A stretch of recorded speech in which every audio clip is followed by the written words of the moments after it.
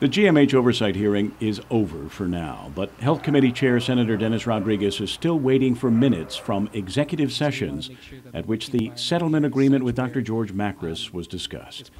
It's that settlement agreement which lies at the heart of the two oversight hearings, which Rodriguez has said was all about protecting the sanctity of the ability of doctors within GMH to review the performance of their peers and take disciplinary action against them if warranted. They're going to redact other information that they may have discussed during executive session that didn't have to deal with this. So if there was any other issues before the board at that time, any personnel matters, then they're going to redact those.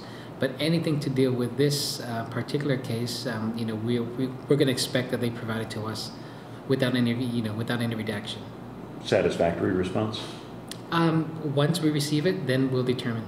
But even before the redacted minutes have been turned over to the committee, the key admission has already been made, says Rodriguez, and that is that the Makris settlement agreement was not in the best interest of the hospital, and the sanctity of the peer review process was damaged. Why is the settlement agreement not in the best interest of the hospital?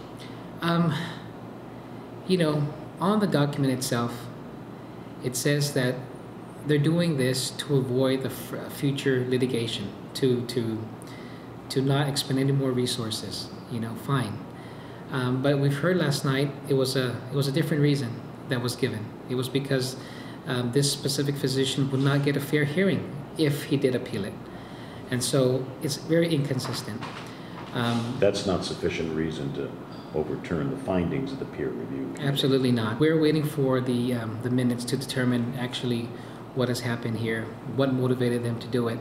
And if indeed it was their attorney at that time that came forward and told the hospital, look, you guys got to do this, then I think we need to move forward from there, because we can't have the attorneys, legal counsels, driving what happens in our government agencies. I still stand by my decision that the global settlement was in the best interest of Guam Memorial Hospital. Acting GMH Administrator Ray Vega disagrees and believes that the settlement agreement has not impaired the independence of the hospital's peer review process because that is what the hospital's previous legal counsel represented to them. It was Robert Weinberg, Assistant Attorney General from Attorney General's office. Who represented to you that this was in the best interest of the hospital? Yes, sir. Because it would save money and the process of litigating this and the process of the counter lawsuits, I think settling it outweighs those foreseen costs of litigation. We can't overturn, we can't null and void that settlement that has happened already. Well, what we could do is ensure that it doesn't happen moving forward. And that's what you are seeking? Absolutely. The peer review process is still intact. That to me is separate from the global settlement. And has not been harmed by it? I don't believe so. Kevin Kerrigan, PNC News.